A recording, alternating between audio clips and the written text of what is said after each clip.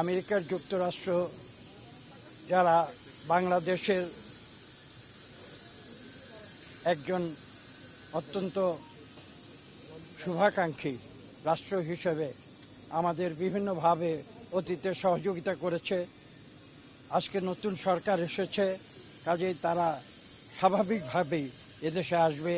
বাংলাদেশে কি হচ্ছে, আমাদের নীতিমালাগুলো কি, আমাদের ভবিষ্যৎ যে কর্মপন্থা সেগুলো কি, এবং বিশ্বের বিভিন্ন দেশের সঙ্গে আমাদের যে পারস্পরিক সম্পর্ক, বিশেষ করে আমেরিকার যুক্তরাষ্ট্রের সঙ্গে আমাদের যে সম্পর্ক, সেসব বিষয় নিয়ে তারা সার্বিক আলোচনায় অংশগ্রহণ করার জন্যই এই বিষয়টি নিয়ে তারা সরকারের সঙ্গে আলোচনা করেছে।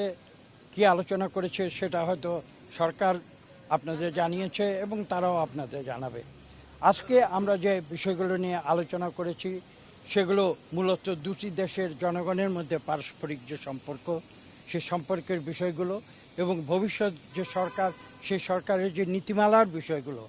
এবং আপনারা জানেন যে আজকের বিশ্বে যে বিভিন্ন ধরনের যে ঘটনা প্রবাহ, সেই সমস্ত কিছু সার্বিক বিষয় নিয়ে আমাদের সঙ্গে আলোচনা। 94% চিনিযুক্ত অরেঞ্জ ড্রিঙ্কস না, নিন জিরো ক্যাল অরেঞ্জ ড্রিঙ্ক পাউডার। বিরোধী দলের বিষয় নিয়ে সরাসরি আমাদের সঙ্গে কোনো আলোচনা হয়নি, সেটা হয়তো তারা বিরোধী দলের সঙ্গে করে থাকতে পারে, সেটা আমাদের বিবেচ্য বিষয় নয়।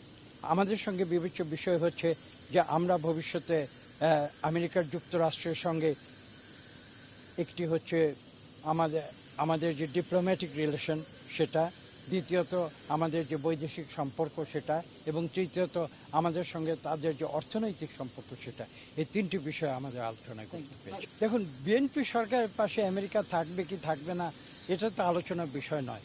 আলোচনার বিষয় হচ্ছে যে আমরা বর্তমান সরকার, আমরা গণতান্ত্রিক পদ্ধতিতে বিশ্বাস করি এবং আমরা একটি স্বৈরাচারী শাসন ব্যবস্থার অবসান ঘটিয়ে জনগণের সমর্থনে আমরা একটি সরকার গঠন করেছি।